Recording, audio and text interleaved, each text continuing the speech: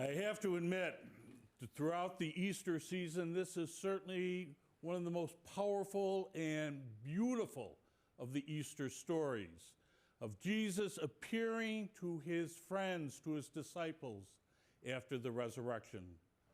They were broken-hearted. They thought everything that they had hoped for had ended with his crucifixion and his burial in the tomb. They were walking away from Jerusalem as he joins them. And then he begins to tell stories.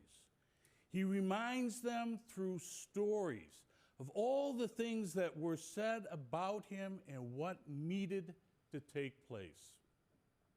They didn't recognize him until they began to hear the stories once again, and bringing hope back to people who were terribly despondent. You know, when you gathered on Easter, when you gather on Thanksgiving or Christmas as families, when we gather to celebrate birthdays, what's the first thing that we do?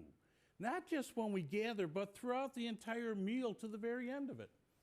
When you're with your family, when you're with your friends celebrating, you tell stories. Stories are the fabric that connect and remind us who it is as we are as family, who it is as we are God's people.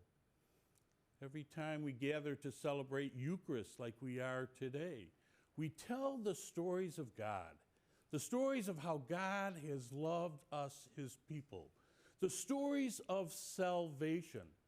And then we do what Jesus did with his disciples in this beautiful story, the road to Emmaus.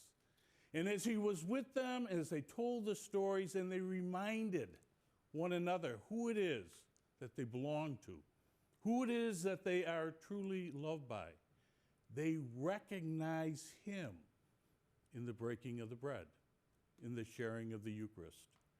How privileged all of us are during the Easter season once again to gather around the table to celebrate Eucharist and to recognize the Lord's love for us in the breaking of the bread.